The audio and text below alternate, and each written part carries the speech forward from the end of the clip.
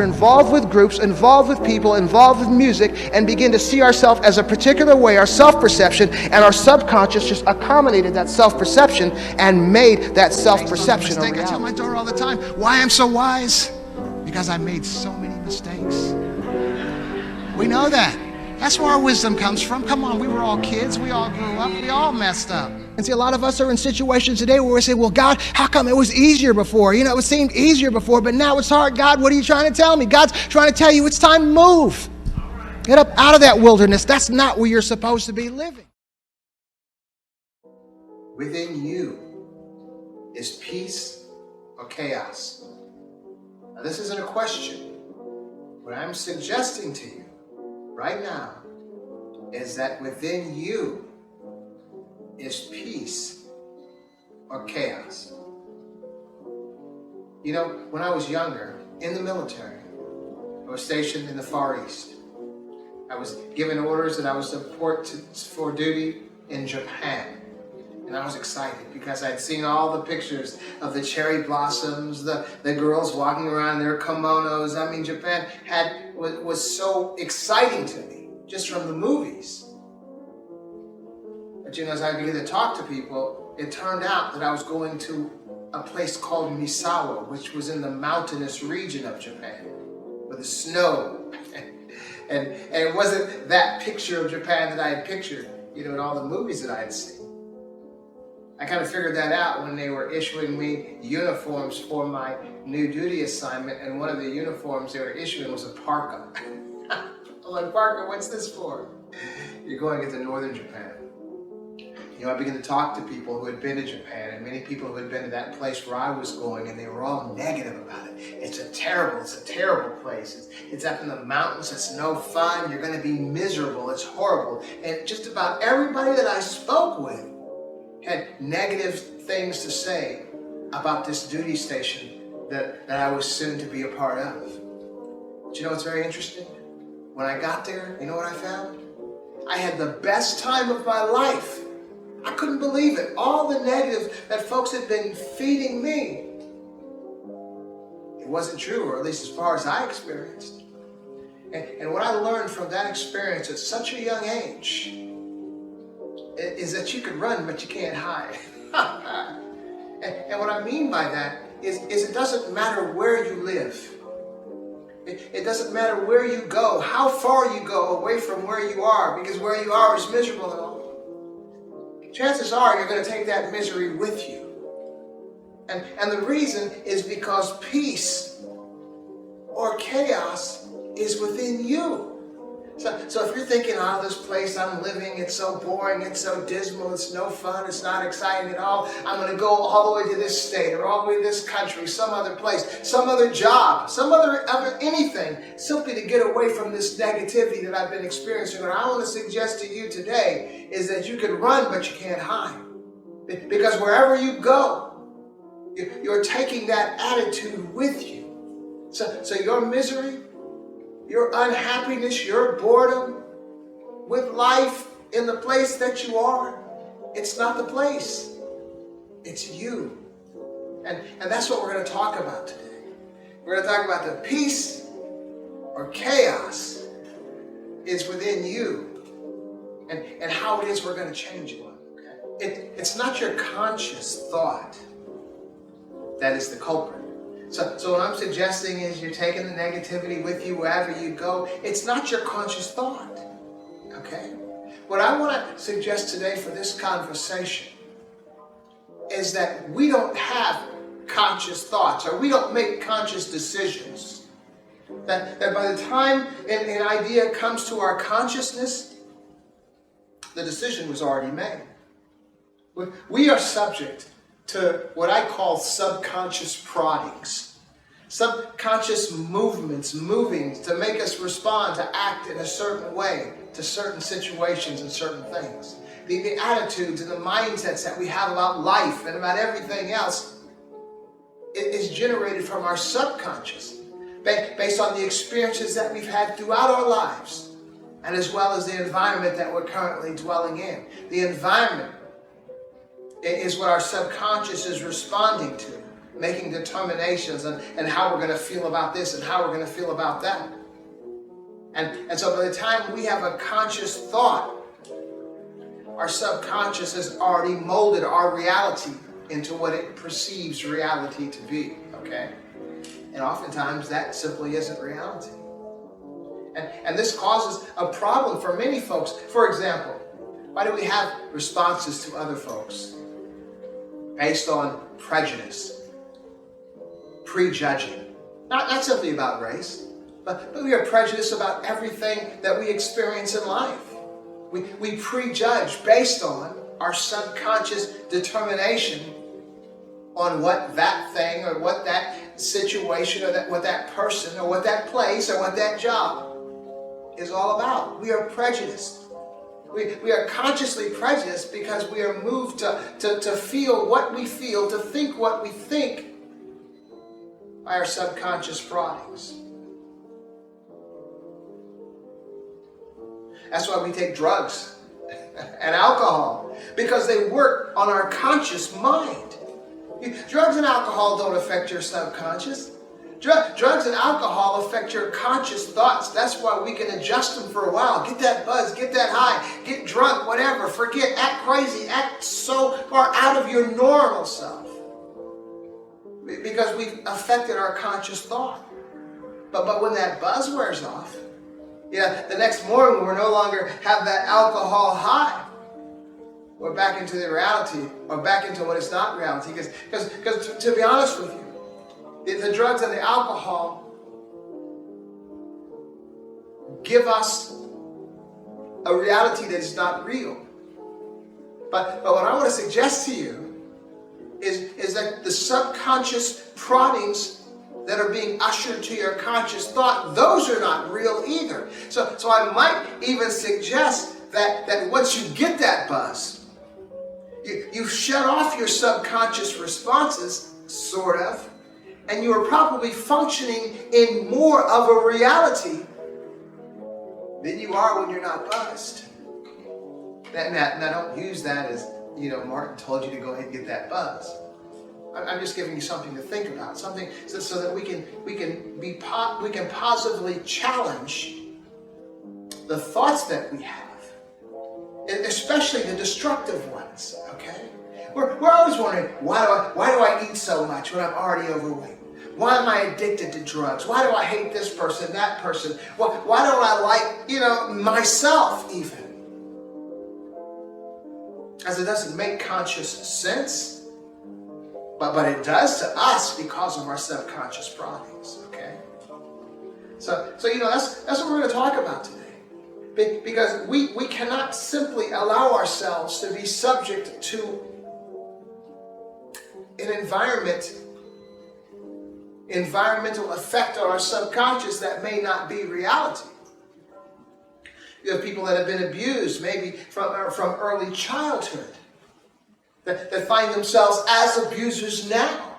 Now, why would they want to do that? They understand the pain, they understand the hurt, so consciously it is not something that anyone will want to do. What I'm suggesting is their subconscious is moving them to do the things based on what the subconscious has determined is reality.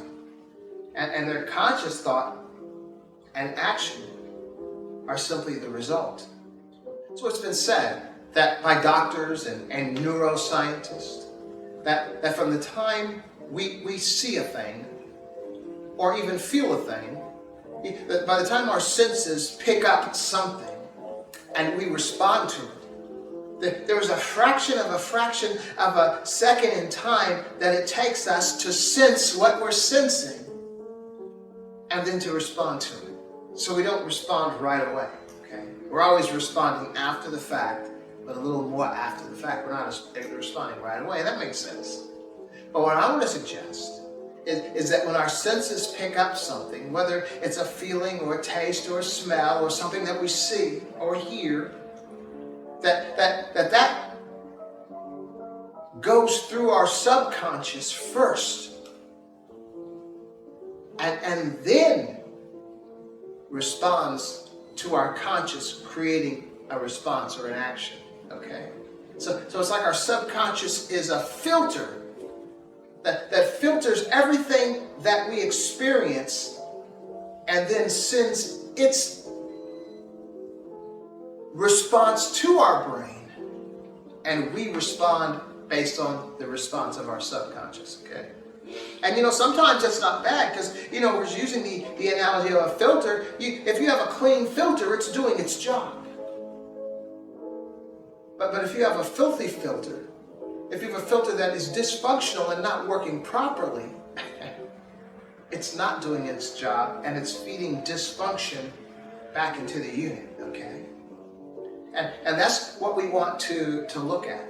I was thinking the other day sort of about this, what do you look like? Well, what do you look like? Do you look good? You ever been somewhere where you see somebody and you're like, geez, why are they coming out looking like that? But they look like they're feeling like they're looking real good and really sharp. What's up with that? A couple things going on.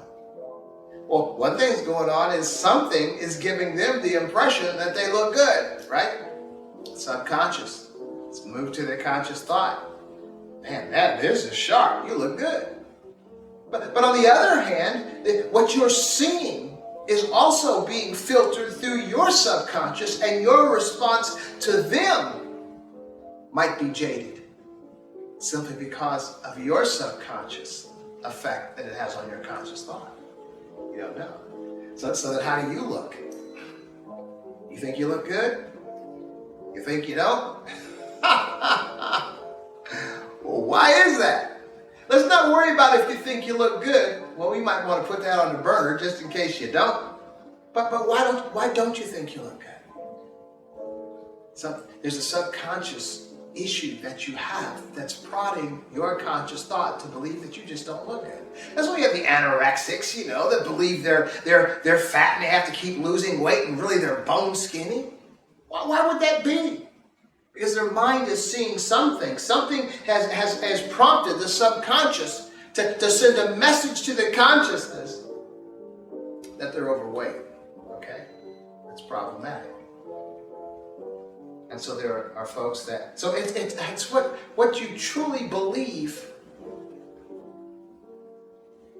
is given to you by your subconscious.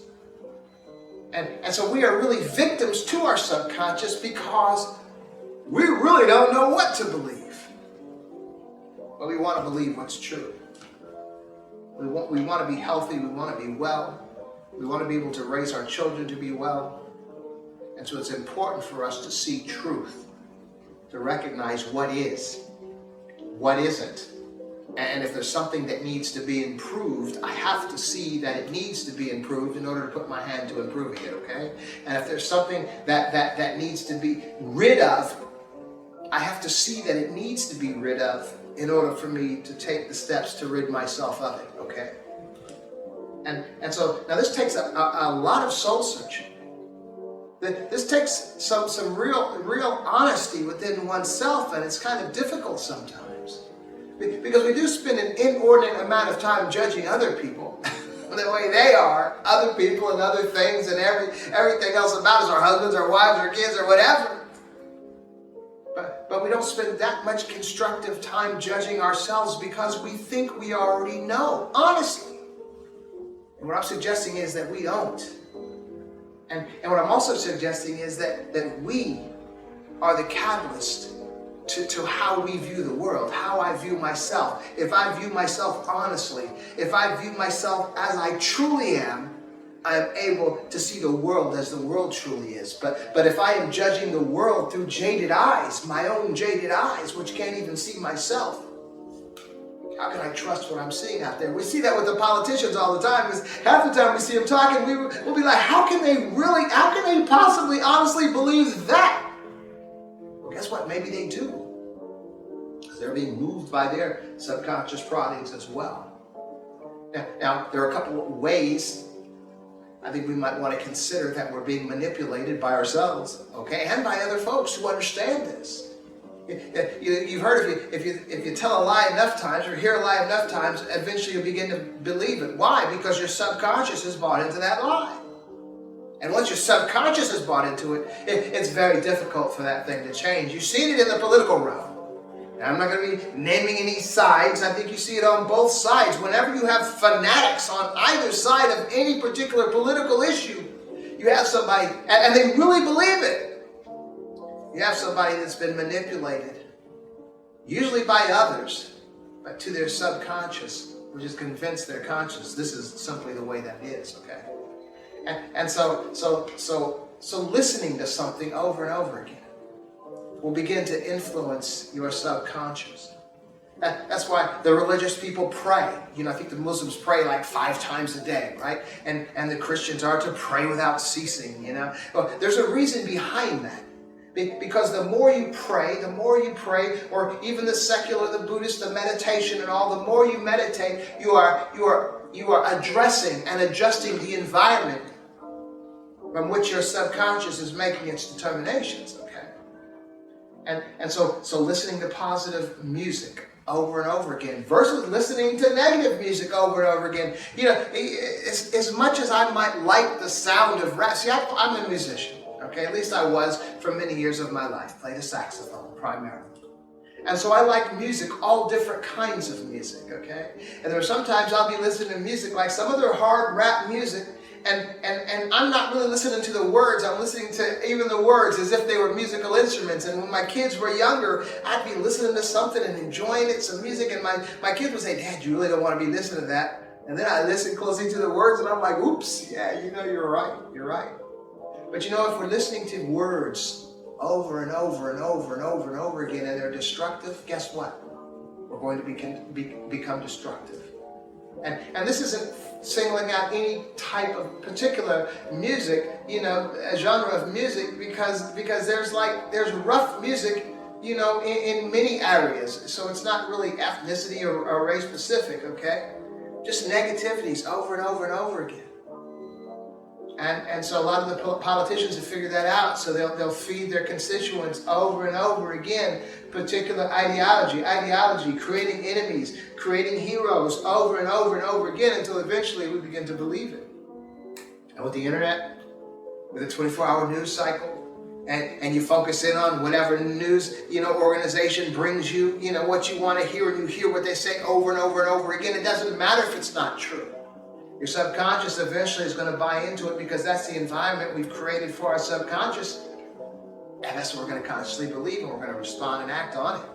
You saw those folks on January 6th, man, climbing the Capitol walls. Now, who would do that?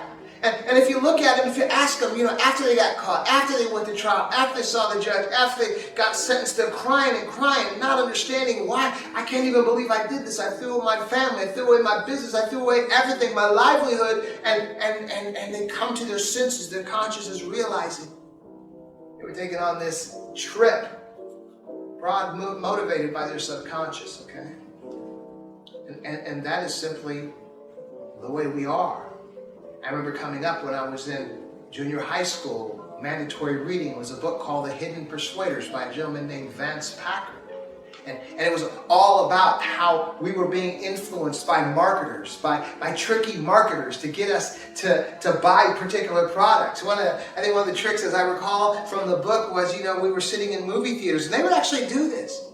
They would have like a fraction of a second where they'd show popcorn, you know, real, you know, delicious looking popcorn or something to drink or other kinds of food that the theater would offer. Not long enough for you to consciously recognize what you're seeing, but enough time for it to be logged in your memory banks and your subconscious was responding to it. And it wasn't long after seeing that, a couple of those, and all of a sudden the individual would get hungry and they got out the snack area buying food. Okay, it's a reality. So from all this, it might seem, oh man, woe is me, all is lost. What am I going to do if I'm simply a victim to my subconscious and I don't even know, you know, what's right or what's wrong? Okay. So what I'm suggesting today is there is a remedy. Because for real, I wouldn't even have brought this up if I didn't have a remedy. Okay. What would be the point? You know, just to depress us? No, there is an answer. And I want to make it as simple as possible in the short time that we have here, is that we need to begin to consciously figure out how to affect our subconscious So then what the subconscious prods us to will be positive. So in other words, I'm saying we are victim to our subconscious. So I'm saying our consciousness, we need to consciously decide how we can affect the environment that will impress upon the subconscious to begin relaying us information, messages, and feelings that we want to be feeling, the ones that are healthy. Okay, let me give you a quick, simple example. Okay, I'll be 65 this year, 2023. And you know, I have a clean face and fresh haircut and all. I just cut my hair and shaved this morning. I cut my hair and I shave every week. You want to know why? Because if I let this beard grow, it'd be white. If I just let my hair grow out, it would be white. And see, I had an afro and a beard years ago, even 15, 20 years ago, before there was any white. I always wore a beard. But you know, now I recognize that I'm energetic. I'm pretty healthy. I try to eat right. I try to exercise. I try to do the things that I'm supposed to do. But because I look at myself in the mirror every day and I see this guy that doesn't look as old as society would say that I am, 65, right? Every day.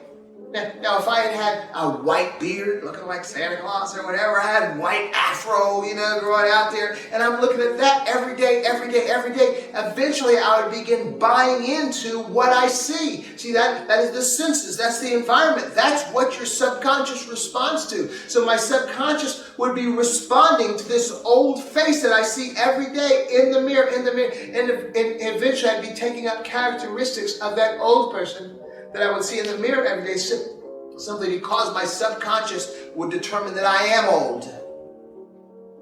And will be sending old messages to my conscious that I should be reacting and I should be responding to this way. So what I have done is recognizing that my subconscious responds to the environment, my face in the mirror, that I'm going to affect the environment to reflect what I want my subconscious to see.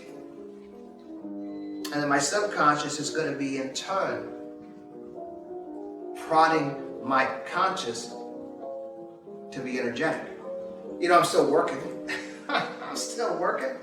And I have a pretty good job, pretty good physical job. Not terribly physical, but it's enough in addition to my workout. And so I come to work every day and I still talk to people for a couple hours and then I work for a few hours and I close out, make good money, don't really have to harm myself physically. And people are always saying, you know, I'm like the oldest person where I work. And they're always saying, when are you going to retire? When are you going to retire? I'm like, why would I do that? So I can just sit around and slowly start to die. Because whenever I'm at work, wherever I go, people are like, I can't believe you're that old. You're so young. You're so young. I hear all that all the time. And guess what? My subconscious is receiving that. And it's validating that in my conscious thought, and this is who I am. But what happens? What do you do? What do people do when they retire? That's the next stage on the way to death. And what happens when you retire, you're not as diligent about taking care of yourself as you were while you were working. At least I'm not. And you buy into this is who I'm supposed to be. Often the image that we buy into, that which our subconscious moves our conscious to embrace, is what, even talking about age and all, is what we witnessed from our parents and from my grandparents. You know, we were with them when they were younger. We were with them as they got old. We were with them when they were old. We were with them when they died. Our grandparents the same. So in our mind, when you're this age, when you're 65, you're supposed to be looking like this. You're supposed to be acting like this. You're supposed to be walking over. You're certainly not supposed to be doing 80 push-ups every morning and then working out. That's our subconscious, moving our conscious to believe something that we are. So when people tell me, you know, you are young for your age, I don't believe I'm young for my age. I believe I'm exactly what I'm supposed to be. And there are too many folks that are too old for their age. Our parents were too old for their age because they were responding to what their parents were about. And their parents, and so on and so on. What I'm suggesting to you is we are allowing our subconscious to sell us short. We need to be recognizing what we wish to be and what we choose to be. Because you can be whatever you want to be within reason. But you need to begin affecting the environment that your subconscious is going to be responding to and then sending message to your conscious thought. Man, I'm telling you, I'm very, very comfortable in life. Everything I put my hand to do has been successful. Everything. As some of you know, when I was 50 years old, I decided to go to school, go to college. I had a high school diploma, but I was making good money. I was comfortable, nice neighborhood. Kids are all halfway sane and everything. They're all good. But I saw Obama became president. That was on my 50th birthday, November 11th, when Obama won his first election. And I'm really not political, but when I saw a young brother. He was younger than me. He had a Harvard education. He was a Harvard law professor. He was an attorney. He was a senator in Chicago, and now he was president of the United States, younger than me, and all I had was a high school diploma. I decided just to go to college, just to get an associate degree, just so I could feel like I have a degree, like so many others. And guess what? 10 years later, I earned my MBA. When I was 60, I earned my MBA. And who would do that? Who could do that? Anyone. So at age 63, maybe a week before my 63rd birthday, my daughter was planning on going to a trip with her classmates in a couple of months to the Caribbean.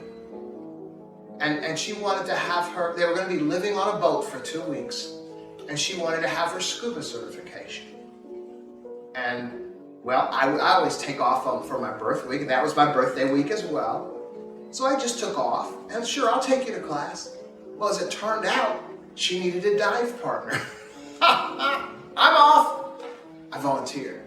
I was a little bit nervous, a little bit taken back because I was going to be 63, but I'm in pretty good health because this is who I've been cutting my hair, I've been shaving, I've been seeing myself as energetic, I've been working out, I've been exercising. I was able to take those scuba classes with my daughter and go scuba diving. Now I'm a scuba diver. At 63 years old, that was 2 years ago. What am I going to do next? I started studying Spanish to speak Spanish fluently. There is no limitation to what you can do. But you have to believe.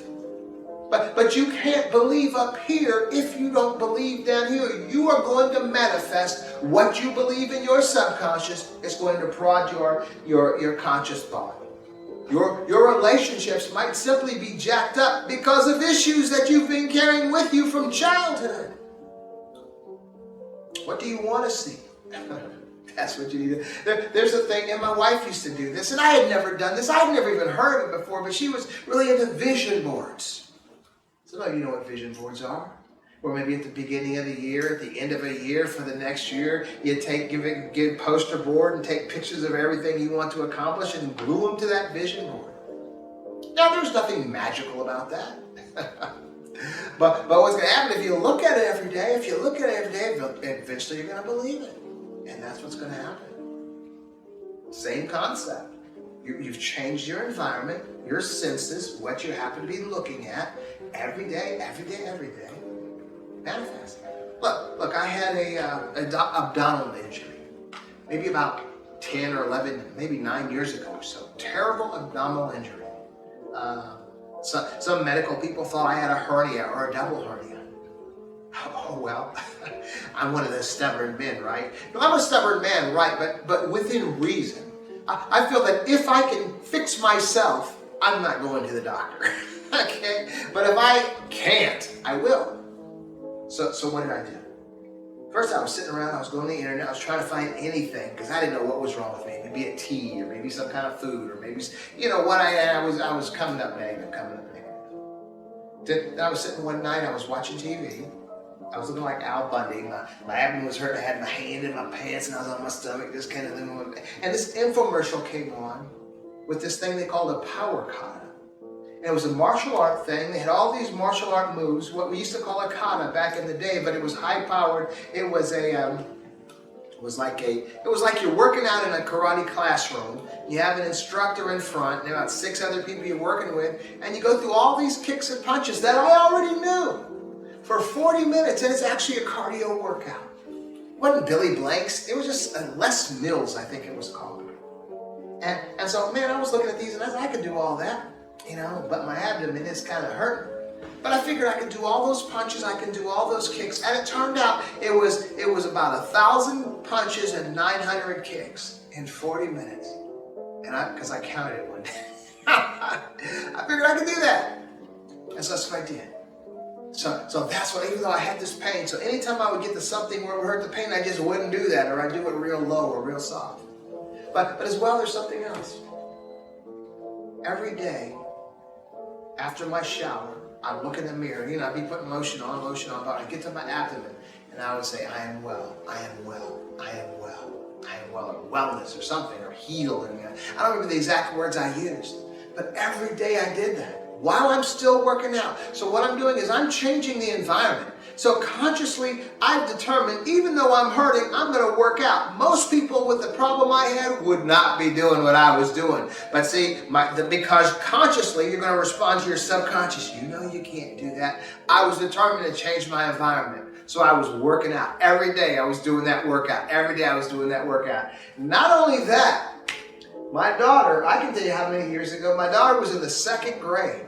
Okay, so it was about 11 years ago. And she had been practicing karate since kindergarten, and in the 2nd grade, she wanted to quit practicing karate and run track. And the only thing is, for her to run track, she had to be able to run a mile, and she couldn't run a mile. She was a little chubby thing at the time, okay? She's real together now. So I just, even though I was hurting, but that's my little girl. So I said, look, honey, what I'm going to do with you, we're going to go to the track every day. And first we're going to start walking. And then we're going to speed it up. Then we're going to walk some and run some, walk some and run some. Eventually we're going to be running that mile. But we're going to do a mile every day. But eventually we're going to be running it. And I promised her that I wasn't going to shave until I was able to run that mile. With her, both of us, we were able to run that mile. And lo and behold, in about 7 months, we were running that mile. But guess what? At the same time, I was going through this abdominal issue.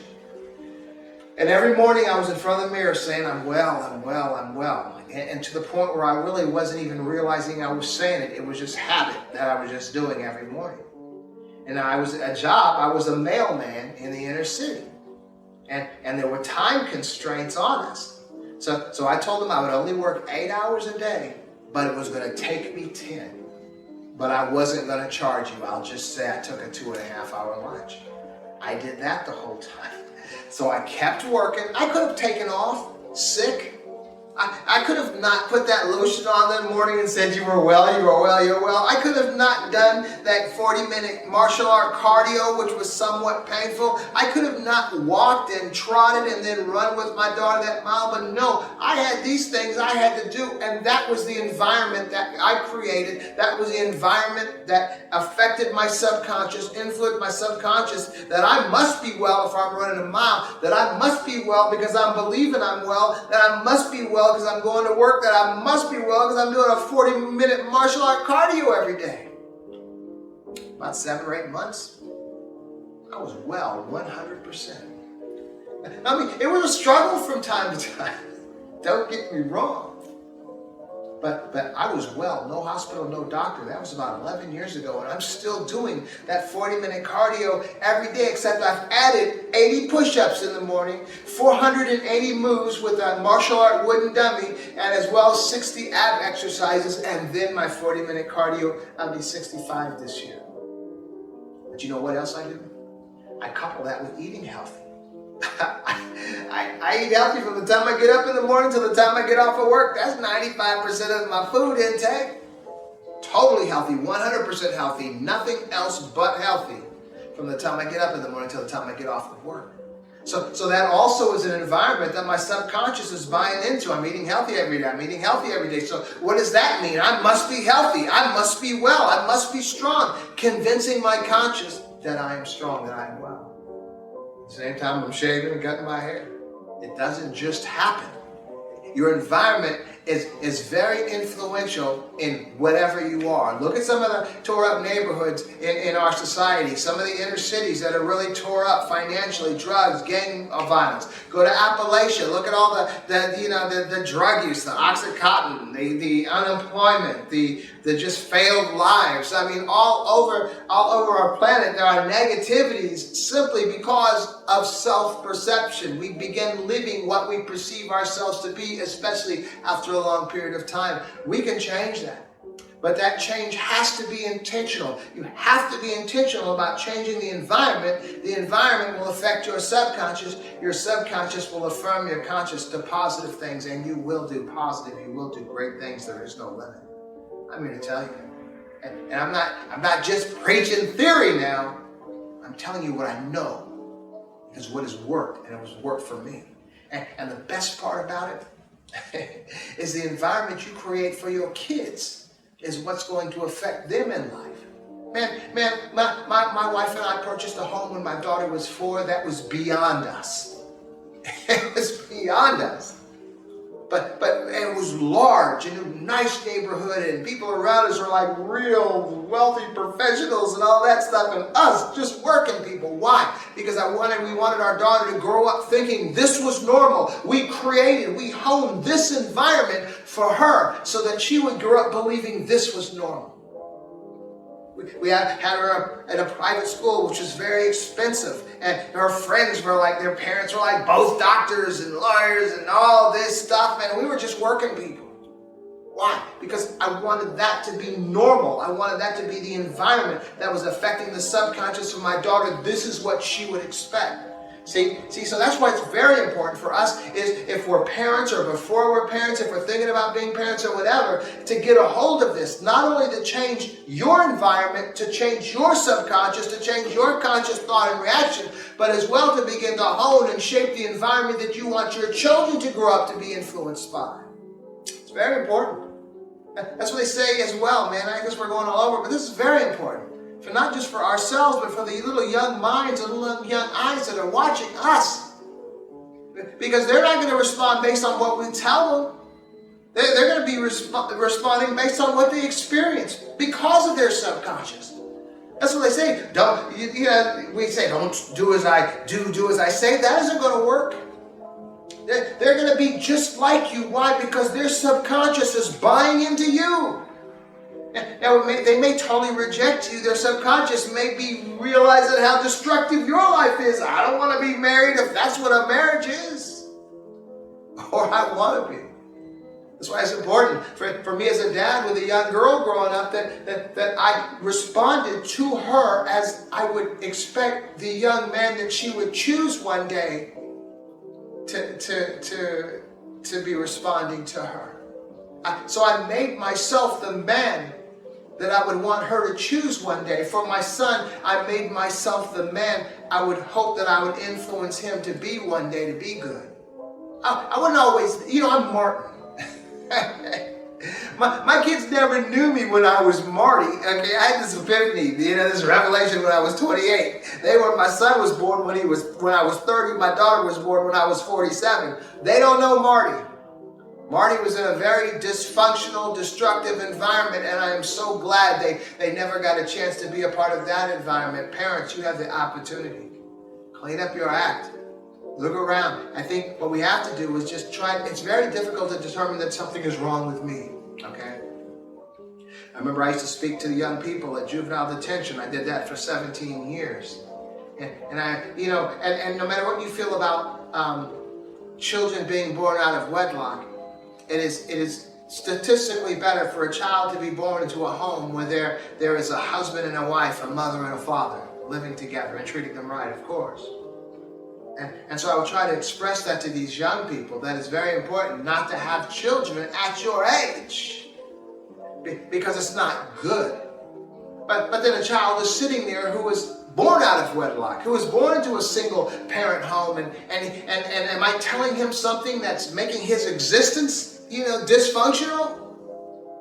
You can't fathom that. You can't fathom that. Now, what you can fathom is what you determine to challenge yourself to be.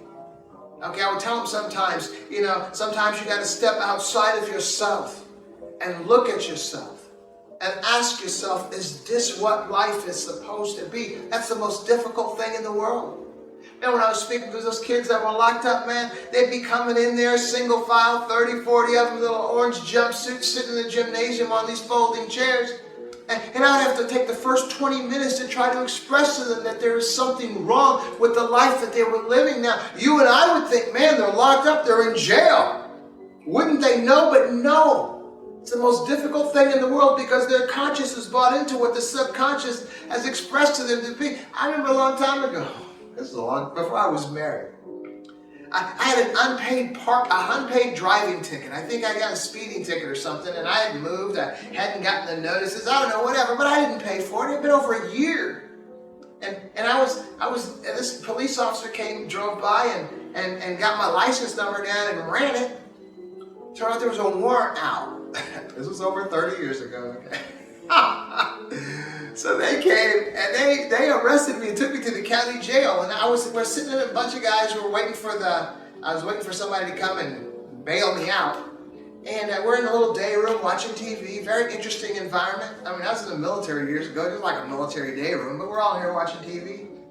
All of a sudden there was like a lockdown. Something happened and I don't know, the buzzer went off and they shuffled us all out of the day room into these little cells, okay? Maybe 8 to a cell until the emergency was over. And while I was sitting in there, it was very interesting. The guy started talking. Like, what are you in here for? What are you in here for? There's a guy, he had been in Lebanon Correctional Institute maybe 8 years. Another guy had been at Chillicothe for 5. Another guy had been here for 3 years. They were all given, it was like badges of honor. Then he came to me, what are you in here for? I said, traffic. It wasn't all that. But it was like they were looking at these guys and they were honoring them based on how much time they had locked up in institutions. That was their ranking system. And so why wouldn't you think that the guy who was less locked up would be the hero? But no, the guy that was most locked up was the hero. Why? Because that was the environment that they were used to. That's what their subconscious had bought into, and that's what their subconscious had convinced their conscious thought. What I'm suggesting is it's very difficult to begin to challenge yourself, but you have to. I have no problem doing that. But I would suggest, like for me, for example, I love to go to the grocery store, grocery shopping. That's my thing. That's my therapy, I guess. Every day, just about. I don't buy a whole bunch of stuff most of the time. But I always stop in the magazine section. And I always go through the magazines, the martial art magazines, the runners magazines, mindfulness, yoga, anything, the self-help magazines, whatever. And if I can just find one article, in any of those magazines, I'll buy the magazine. And so I'm always in a place where I'm trying to recognize what I could be. I spent 26 years as a walking mailman in the inner city, but I was always double timing. That was in that time I was, being healthy, so I was double timing my route. I was a good employee. I was always making good time. So when I would go into and I was double timing it. When I would look for magazines, I looked for Runners magazine. And I would be doing buying the things that the runners buy, the attitudes that the runners have, because I was seeing myself as a runner. Although I wasn't running, I was just walking real fast, but I had envisioned myself as a runner, and that was the environment that I had created for myself. That was the environment my subconscious bought into. That was who I became. And it wasn't long after that, it was long after that, I went into management. But before I went into management, they wanted to look at my record, see what kind of employee I was, and they were very impressed. But I wasn't doing it for the company. I was doing it because I had bought into the fact that I was healthy, and this was all part of the environment that I had created. So that's what I'm giving you. I'm giving you homework today. If you're listening to destructive music, degrading music to people, to women, to anything, to yourselves, any music that's destructive or hateful or any of that stuff, shut it off. You're creating your environment. Begin to have positive stuff. Man, I have Navajo healing music. I have jazz, a lot of jazz. I have music that is in different languages, in Spanish and in French and in Japanese and some Tibetan music. Why? Because it's calming. And if I don't know the words, the words are just like another instrument to me. So I constantly create environments as well, audiobooks of positive things, of learning, of insight and understanding. And I'm constantly creating environments. I have a room in my house that's a plant room that has plants in it and has classical music playing, and it's a room of peace. I have environments that I create all the time, simply because I'm influencing my subconscious, and that influence is going to be prodding my conscious to be a better person. I'm just telling you. And so I think I've given you enough now to where you can begin to look at your own life and determine what things you need to cut out and what things you need to add on. Special messages, certain songs. There's an encouraging song. I think it's a religious song, a Christian song. This girl, it's called Evidence by Naomi Rain. And she's just affirming that things are going to be working for her as they did before. They're going to continue working for her. Man, and I listen to that song probably 10 or 12 times a day, to the point where I'm not even consciously thinking about it, but it's affirming to me that I am well, just like I was well then, I am well now, and I will be well. Little things like that. So these are the things I do for me, but consider for yourself the things you need to cut out and the things you need to add on. Even as you begin eating right, eating healthy, you're convincing your subconscious, hey, I'm healthy. I remember sharing with a person once, a very overweight person, about the foods that I eat, every day, for that time in the morning when I get up until I get off of work. And she was struggling terribly with depression and with not feeling like she wanted to be, and her weight issues and all that. And I said, there, just do this, forever. Change your diet. Then you can tweak it to your own likes and everything. She goes, I can't, because that's just too boring. So the answer to her issue was too boring. From her conscious thought, this was the answer to the thing that had plagued her for most of her life. It was the answer. But in her conscious mind, she's saying, that's boring. Where do you think that came from? You know it. The subconscious. So it's time to take hold of this thing, man. I am positive that whatever you want to accomplish in your life, you can. Change your environment to be conducive to that thing that you wish to accomplish. To the point where you don't say, well, I'm going to do this for 3 months, or I'm going to do this until I get that. No, change your lifestyle forever. This is who I am now. I'm telling you, man. The sky, there is no limit. Marinate on that.